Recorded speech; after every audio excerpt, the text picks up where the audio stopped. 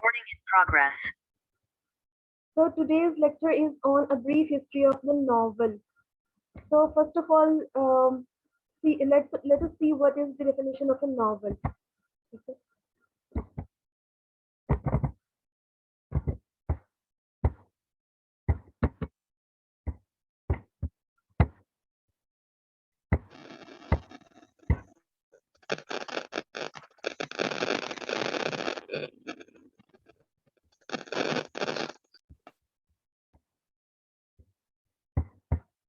What is novel? A novel is a fictitious prose tale of considerable length with the characters representing those of real life in a plot at least 50,000 words.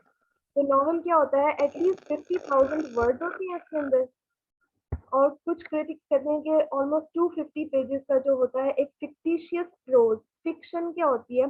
Fictitious means जो कि real नहीं होता but based on real incidents of life, ठीक है, and it has a plot in it.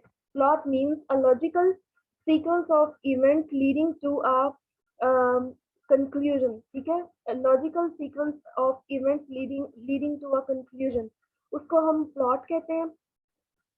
तो E.M. Foster का एक work है एस्पेक्ट्स ऑफ द नॉवल, जो कि आपके उसमें शामिल है, आपके सिलेबस में शामिल है। E.M. फॉस्टर का वर्क एस्पेक्ट्स ऑफ नॉवल, उसके अंदर आप सारा पढ़ेंगे डिटेल में about novel and it's aspects, it's different aspects. तो यहाँ पे हम जस्ट उसकी जो है ब्रीफली देख रहे हैं और उसकी हिस्ट्री देखेंगे कि नॉवल की डेवलपमेंट कैसे हुई, इसका ओरिजिन क्या है। तो नॉवल क्या होता है? एक लॉन्ग नैरेटिव होता है। आपने नैरेटिव पैराग्राफ पढ़े होंगे, जिसके अंदर आपने पढ़ा होगा कि एक नैरेटिव पैराग्राफ में क्या होता है। उसके अंदर एक प्रॉपर बिगनिंग होती है, मिडल होता है और एंड होता है। इसी तरह एक नॉवल के अंदर सारी नरेशन होती है, एक लॉन्ग नैरेटिव होता है। नैरेटिव आपने एपिक में भी देखा होगा कि एपिक जो होती है वो भी एक नैरेटिव होती थी, नैरेटिव पोइट्री, जिसमें कुछ नरेट करते हैं। To narrate means to tell a story, ठीक है। और ये 50,000 वर्ड्स का होता है, यानी कि बड़ा होता है। नॉवल जो है ये इसका रियल जो वर्ड का मीनिंग है, लिटरल मीनिंग इसका है समथिंग न्यू, कोई चीज नई जो है। और एज अ जॉनरा ये लिटरेचर में असल में न्यू ही है, क्योंकि ये बहुत एंड पे, बहुत बाद में आया है बाकी जॉनरास ऑफ लिटरेचर। तो जैसे पहले पोइट्री थी, ड्रामा था, और नॉवल जो है बहुत बाद में आया। और अब तक नॉवल ही ऐसी लिटरेरी फॉर्म है जो कि कम्पीट कर रही है सोशल मीडिया के दूसरे प्लेटफॉर्म्स के साथ, टीवी के साथ, टीवी हो गया, रेडियो, जो भी ये सब है, इनके साथ जो है वो जो एक फॉर्म जो कम्पीट कर रही है वो है नॉवल। आप देखते हैं कि लिटरेचर की दूसरी फॉर्म जो है वो इतनी पॉपुलर नहीं है जितना नॉवल अब तक पॉपुलर है। अच्छा, characteristics of the novel, a fictional prose work. तो इसका एक कैरेक्टरिस्टिक तो ये है कि ठीक है, it is a work written in pros.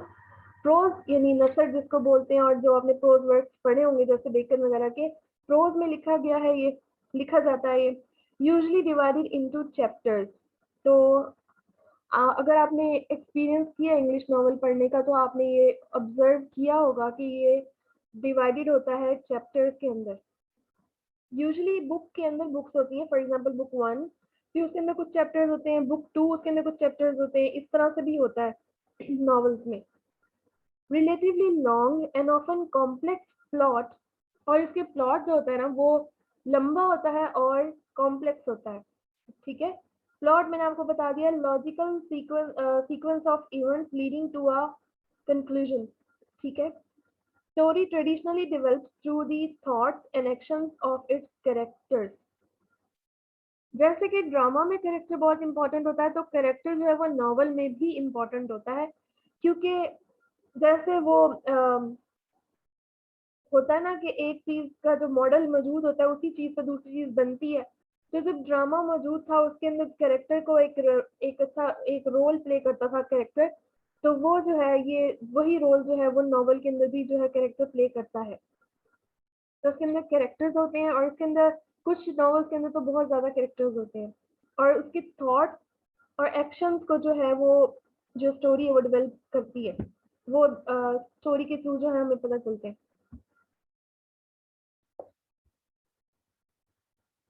जो स्टोरी है वो डेवलप होती है कैरेक्टर की एक्शंस और उनकी थॉट्स की वजह से, क्योंकि कैरेक्टर जो है वो इम्पोर्टेंट होते हैं, उसके सराउंड जो है सारी जो है वो जो स्टोरी है वो रिवॉल्व करती है।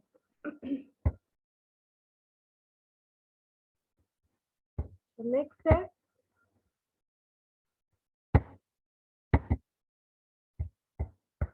the origin of novel.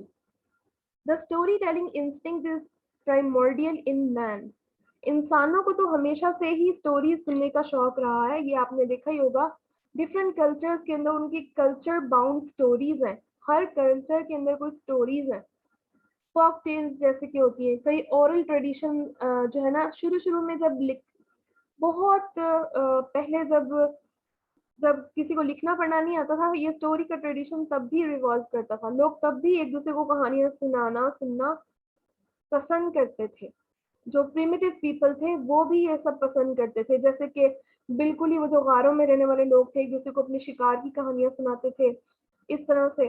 तो ये जो इंस्टिंक्ट है ना, ये इंसान की इंस्टिंक्ट है, वो ये पसंद करता है। शायद यही वजह के लोग ड्रामा फिल्म वगैरह देखना पसंद करते हैं, उसमें स्टोरी होती है। और वैसे कहते हैं कि साइकोलॉजिकली वो इंसान ज्यादा इंटरेस्टिंग होता है जो बहुत ज्यादा जो स्टोरी टेलिंग करता है, वो दूसरों की अटेंशन जल्दी गेन कर लेता है। तो ये इंस्टिंक्ट जो है ये अब से नहीं है, ये बहुत पहले से है। जब से इंसान है तब से उसकी जो स्टोरी टेलिंग की जो है इंस्टिंक्ट उसके अंदर मौजूद है। द वंडरिंग सिंगर और story teller carried tales to all parts in medieval ages. अच्छा, मिडिवल एजेस की यहाँ पे बात हुई है, पर मिडिवल एजेस से भी पहले ग्रीक और लेटिन के जमाने में, ग्रीक कल्चर तो बहुत पुराने ना, वहाँ पे भी ये रिवाज था कि वहाँ पे रोमांसेस होते थे। रोमांसेस जिसमें वो एडवेंचरस टेल्स होती है फॉर एग्जांपल, और एलिगरीज होती थी उस जमाने में जो मशहूर थी। एलिगरीज जो होती हैं वो जो है वो विर्चूज और वाइसेस को रिप्रेजेंट करती हैं और समहाउ रिलेटेड टू चर्च। ठीक है, तो ये उस जमाने में ये जो ओरल ट्रेडिशन था जो स्टोरी टेलिंग का, तब क्या होता था कि सिंगर्स जो बार्ड्स होते थे, जैसे बार्ड्स या स्टोरी टेलर जो थे वो डिफरेंट पार्ट्स में जब जाते थे, दूसरे कल्चर्स में जब जाते थे, अपने कल्चर की स्टोरी सुनाते थे। और ये रिवाज जो था वो मिडिवल एजेस में भी बड़ा कॉमन था। मिडिवल एजेस अगर आपको याद हो तो ये चौसर की एज जो है, middle age, medieval age 14th century, उसकी बात हो रही है। So there were allegories and romances that were common in medieval age. So medieval age में allegories, romances were very common. ठीक है? The romances and allegories were related to church somehow, and they were somehow related to church because allegory में क्या होता है कि contrast between antithesis between virtue and vices, कुछ characters virtues को represent कर होते हैं, कुछ vices को represent कर होते हैं। अगर आपने फेरी क्वीन पढ़ी है तो अगर आपको बहुत अच्छे से याद होगा, जैसे रेड क्रॉस नाइट जो था वो हॉलीनेस को रिप्रेजेंट करा था। वो हॉलीनेस क्या है, हम हॉलीनेस को छू नहीं सकते, वो एक एब्स्ट्रैक्ट आइडिया है। जिस एब्स्ट्रैक्ट आइडिया को रिप्रेजेंट कर रहा है एक कैरेक्टर जो कि रेड क्रॉस नाइट है, योना जो थी वो रिप्रेजेंट कर रही थी ट्रूथ को। तो ट्रूथ भी क्या है, एक एब्स्ट्रैक्ट आइडिया, एक वर्च्यू है। और इसी तरह वो जो एक एक वहां पे क्वीन थी Lucifera, Lucifera was representing pride because her name was derived from the name of Lucifer. Lucifer जो डेवल है, सैटन है, उसका नेम है ना। तो वो virtue और vices को रिप्रेजेंट करते थे और somehow it was related to church, और church people जो थे वो बहुत खुश होते थे इन allegories और इन romances से, इन allegories से वो खुश होते थे। romances जो होते हैं वो लव स्टोरीज टाइप होते हैं, इसमें एडवेंचर्स वगैरह होते हैं। तो इस तरह से जो है स्टोरी टेलिंग का ट्रेडिशन जो है वो शुरू हुआ, जो कि आप कह सकते हैं नॉवल का रीजन था।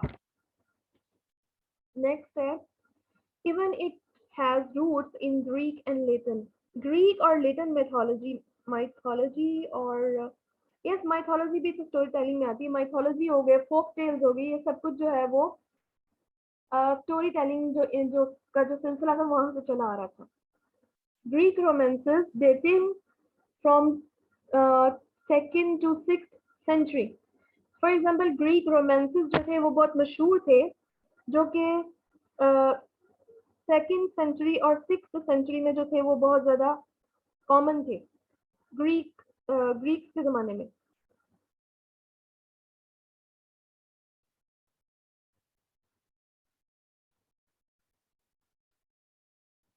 अच्छा नेक्स्ट है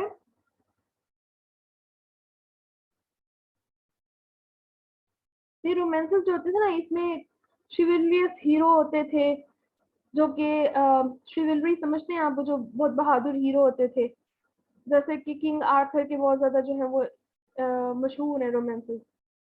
उसमें एडवेंचर्स की टेल्स होती थी, ये सब जो होते थे वो होता था रोमांसेस में। Italian and Spanish pastoral romances, तो इटालियन और स्पेनिश पेस्टोरल रोमांसेस भी बड़े कॉमन थे उस दौर में। और पेस्टोरल मीन्स जिसमें वो जो है वो कंट्री साइड और वो ग्रीनरी दिखाई जाती है, वो वाले रोमांसेस। शिवलरी रोमांसेस, शिवलरी रोमांसेस जो थे वो मशहूर थे, जैसे मैंने भी बताया आपको। शिवलरी क्या होती है? शिवलरी तो वैसे वो जो गैलेंट्री होती है, जो बहादुर नाइट्स होते थे उनकी स्टोरीज होती थी। और खासतौर पे मेलोरी का जो वर्क है, morgue D Arthur, king Arthur जो है वो बहुत ज्यादा मशहूर था, जिसकी स्टोरीज जो थी वो मशहूर थी। इसमें बहुत सारी फिल्म्स भी बनी हुई है, शायद आपने कोई देखी होंगी।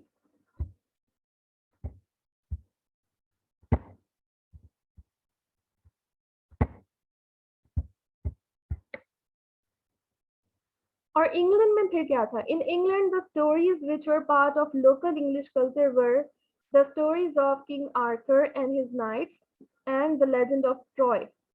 इंग्लैंड में उस दौर में, यानी कि बहुत कह लें आप, जब ग्रीक वगैरह में ये सब कुछ मशहूर हो रहा था, इटालियन रोमांसेस मशहूर थे, स्पेनिश रोमांसेस मशहूर थे। तो इंग्लैंड में कौन सी स्टोरीज थी जो कि ओरल ट्रेडिशन से जो है वो क्या कहते हैं मशहूर थी? वो थी एक तो लेजेंड ऑफ ट्रॉय, ठीक है, जिसको ट्रॉय की स्टोरी आपने ट्रॉय मूवी भी आपने शायद देखी हो, होमर ने लिखी थी, एलियट और ऑडिसी, ठीक है, जो और खासतौर पे जो एलियट थी वो उसमें सारी ट्रॉय की स्टोरी थी। King Arthur and his knights, तो King Arthur and his knights, इस पे बहुत सी स्टोरीज मौजूद हैं। इसकी शिवलरिक, ये शिवलरिक रोमांसेस हैं इसके। ये बहुत मशहूर कैरेक्टर है इंग्लिश कल्चर का, ओल्ड इंग्लिश कल्चर का, जो कि आपको इसके आपके रेफरेंसेस भी मिलेंगे बहुत सारे लिटरेचर में कहीं ना कहीं। तो ये स्टोरीज जो थी शुरू से मशहूर थी इंग्लिश कल्चर में। नेक्स्ट है,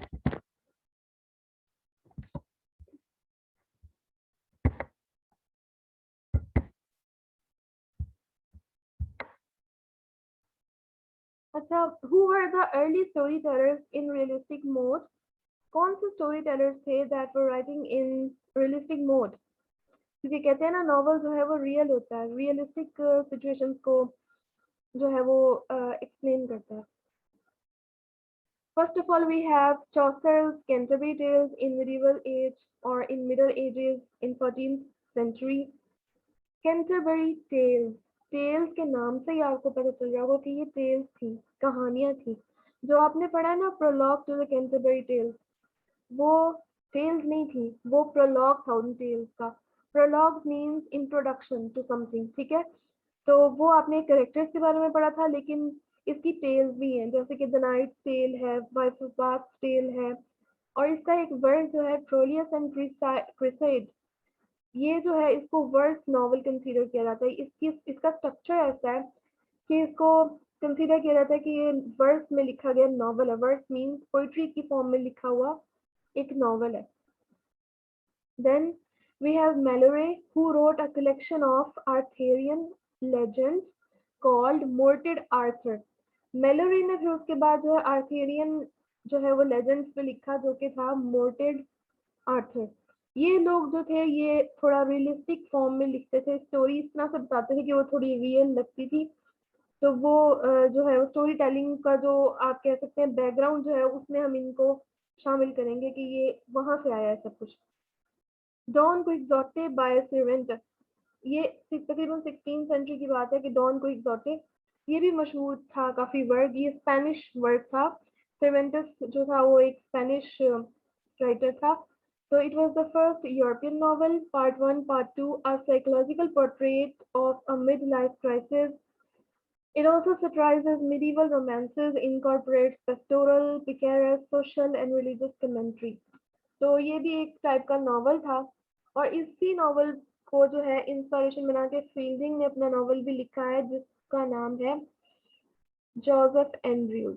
जो कि हमारे सिलेबस में शामिल है,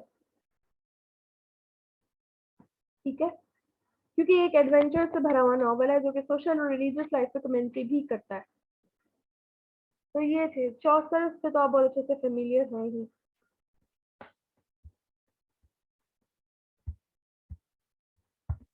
then Elizabethan age. Elizabethan age कौन सी एज थी? क्वीन एलिजाबेथ वन की जो एज थी, Queen Victorian age. No no no, Victorian age नहीं थी। Victorian age was of Queen Victoria, वो क्वीन विक्टोरिया की एज थी। एलिजाबेथन एज जो थी वो थी क्वीन एलिजाबेथ वन की एज, जो कि 16th सेंचुरी के ऑलमोस्ट 16th सेंचुरी बनती है, which was also known as Shakespearean age. Shakespearean age, Elizabethan age जो थी वो शेक्सपियर की एज थी, जिसमें कुछ प्रोज राइटर्स भी मशहूर थे, जो क्योंकि नॉवल भी प्रोज है तो वो वहां से नॉवल ने इंस्पायरेशन ली। First was Sidney's Arcadia. Sidney जो था, फिलिप सिडनी, इसका जो था आर्केडिया बहुत मशहूर वर्क है जिसको रोमांटिक प्रोज फिक्शन माना जाता है। फिर बेकन, जो कि आपने पढ़ा भी होगा, जिसके एसेस पढ़े होंगे, बेकन एसेस, उसका एक वर्क था द न्यू एटलांटिस, जो कि consider which was considered didactic prose fiction. Didactic means which has a moral lesson. Didactic का मतलब होता है जिसका कोई मॉरल लेसन हो। और Thomas More's Utopia, Thomas More का जो यूटोपिया है ये भी इम्पोर्टेंट वर्क है हिस्ट्री ऑफ इंग्लिश लिटरेचर पे, और ये भी एक प्रोज फिक्शन थी, डायडेक्टिक, मतलब it has a moral purpose also. फिर जॉन लैली, इसका यूफियस जो है ये बड़ा मशहूर वर्क था जो कि प्रोज फॉर्म में था। और Thomas Nashe, the Unfortunate Traveller और the Life of Jack Wilson, तो ये जो थे the one of the earliest type of picaresque novel. Picaresque novel क्या है ये मैं आपको आगे जाके एक्सप्लेन करूंगी, जो कि नॉवल की एक टाइप है, और जो हमने पढ़ना है जोसेफ एंड्रयूज, वो भी एक पिकेरस नॉवल है। तो एलिजाबेथन एज जो कि basically was dominated by drama, क्यों? क्योंकि शेक्सपियर के दौर था और एलिजाबेथन एज में ड्रामा जो था वो डोमिनेंट था। हर एज जो है वो किसी एक जॉनरा के लिए जो है वो डोमिनेंट रही है। जैसे कि जो चौसर की एज थी वो पोइट्री के लिए डोमिनेंट थी, क्योंकि चौसर वो एक जाइंट था इंग्लिश का, जो कि वो उस टाइम में लिख रहा था, वो पोइट्री के लिए मशहूर थी। देन और जो एलिजाबेथन एज थी वो शेक्सपियर इसलिए कहलाती है क्योंकि it was dominated by dramas of Shakespeare और मार्लो। मार्लो भी था और भी कई ड्रामेटिस्ट थे छोटे मोटे, पर ये दो ज्यादा मशहूर थे। और प्रोज वर्क में जो है वो सिडनी और बेकन और थॉमस मोर, जॉन लैले और थॉमस नैश, ये बहुत जो थे वो पॉपुलर थे। नेक्स्ट वी हैव, अच्छा ये दो वर्क जो हैं ये ऑलमोस्ट प्योरिटन एज के लिखे हुए हैं। John Bunyan's the Pilgrim's Progress, it was written in 1678। ये भी बहुत इंपॉर्टेंट वर्क है। कुछ लोग इसको नॉवल मानते हैं, कुछ क्रिटिक्स कहते हैं कि ये बकायदा नॉवल था। हालांकि जो नॉवल टर्म है वो 18th सेंचुरी में ही आई है, लेकिन कुछ लोग कहते हैं कि ये भी एक नॉवल था, John Bunyan's the Pilgrim's progress. तो वो नाम से ही लग रहा है, द पिलग्रिम्स प्रोग्रेस जो है वो एक स्पिरिचुअल जर्नी पे बेस्ड एक जो है वो वर्क है, प्रोज वर्क है। एफ्राबेन एक फीमेल राइटर थी जो कि ऑलमोस्ट रिस्टोरेशन पीरियड में थी। रेस्टोरेशन पीरियड में उसका ये वर्क जो है ओरोनोको, कुछ लोग इसको भी नॉवल मानते हैं, कुछ लोग क्रिटिक्स कहते हैं कि it was also a novel, ठीक है। फिर later half of 17th century, 17th century जब आ गई तब क्या हुआ? रेस्टोरेशन आपको पता है 1660 तक थी ना, फिर 17th सेंचुरी आ गई। आपको ये पता है ना कि सेंचुरी 17th है तो 1600 की बात हो रही है। लेटर हाफ मीन्स यानी कि 1660 और 1650 ऑनवर्ड्स की बात हो रही है। तब क्या था? दो एसेइस्ट थे, Edison and steel. In their periodicals, The Tatler and The Spectators introduced the characters like Sir Rogers and Coverley, who were forerunners of characters in novel. ये दो जो राइटर्स थे, एडिसन एंड स्टील, ये periodicals लिखते थे। periodicals जो होते हैं, मतलब आप कह लें कि जो पीरियड वाइज जो होते हैं ना वर्क्स आते हैं, यानी कि किस्तों में आते हैं।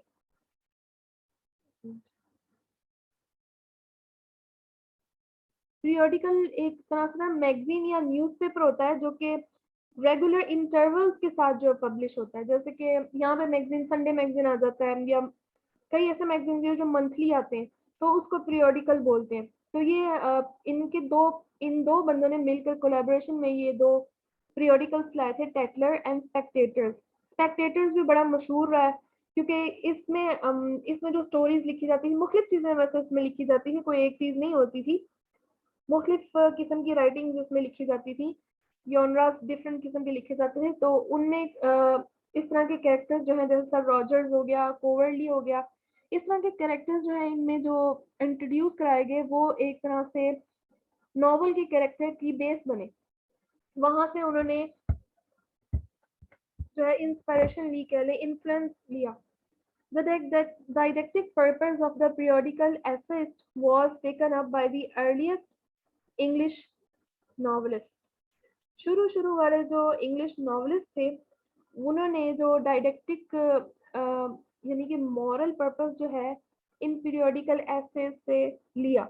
यानी कि उनके वर्क्स में, जो शुरू वाली इंग्लिश नॉवलिस्ट है, उनके वर्क्स में आपको मॉरलिटी देखने को मिलेगी जो कि उन्होंने इन पीरियोडिकल एसेज से ली है।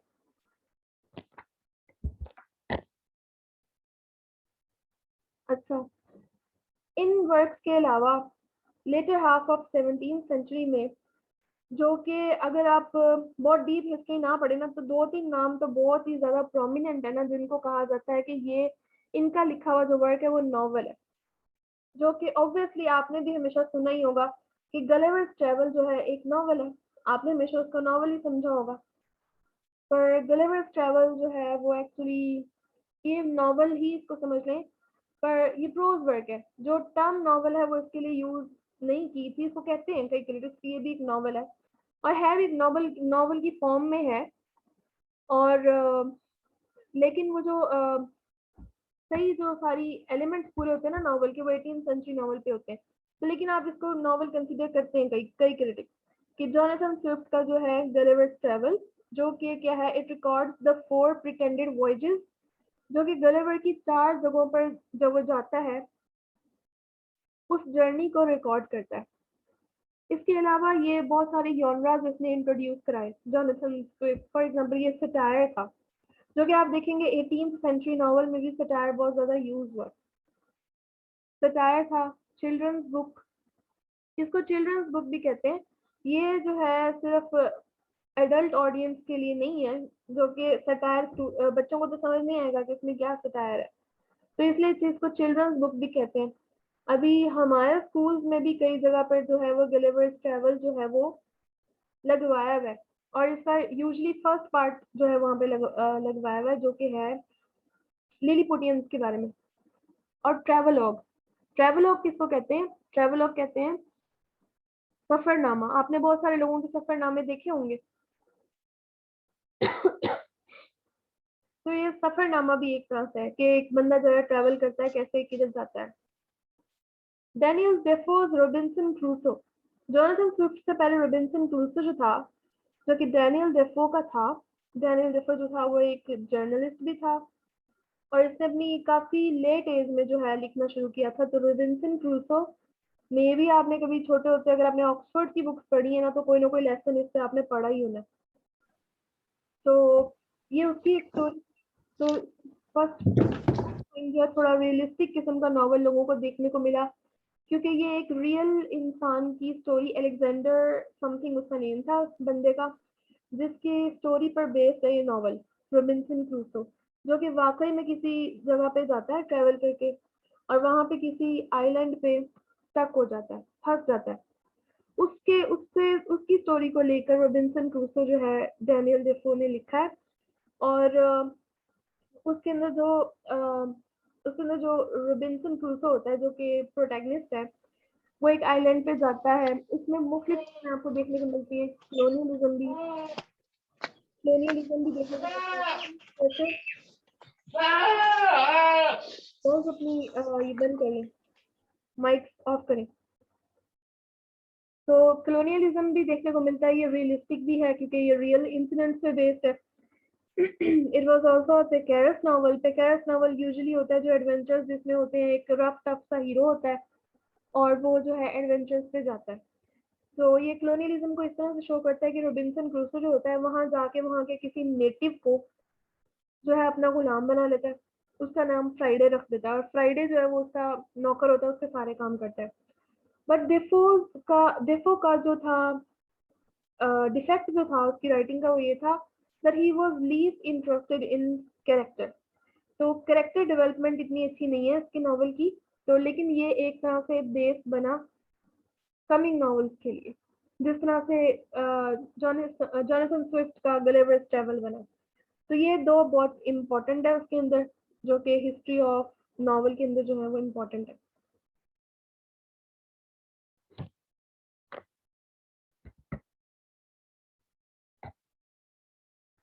Then we have Four Wheels of the 18th Century novels. अच्छा, अब ये चार राइटर्स हैं 18th सेंचुरी के जो कि बहुत इम्पोर्टेंट है इंग्लिश में। इनमें से ये दो जो है ना खासतौर पे सैमुअल रिचर्डसन और हेनरी फील्डिंग, ये ज्यादा इम्पोर्टेंट है। लॉरेंस स्टिर्न और ये स्मॉलेट ये भी इम्पोर्टेंट है। इनको four wheels of 18th century novels कहते हैं कि क्योंकि इनके ही जो नॉवेल्स थे वो मशहूर थे। कई क्रिटिक्स जो हैं वो सैमुअल रिचर्डसन को फादर ऑफ इंग्लिश नॉवेल मानते हैं और कई हेनरी फील्डिंग को मानते हैं। असल में सैमुअल रिचर्डसन ने एक वर्क लिखा था पैमेला। पैमेला और जिसका दूसरा नेम था which was subtitled as The Virtue Rewarded. I think it was written in 1740 और उसके रिस्पॉन्स में हेनरी फील्डिंग ने एक नॉवल लिखा जोसेफ एंड्रयूज इन 1742, जो कि पैमेला भी बहुत मशहूर हुआ था और जोसेफ एंड्रयूज भी बहुत मशहूर हुआ था। इनकी जो डिटेल स्टोरी है ना वो आपको नेक्स्ट लेक्चर में बताऊंगी जब हम इसको जोसेफ एंड्रयूज को शुरू करेंगे।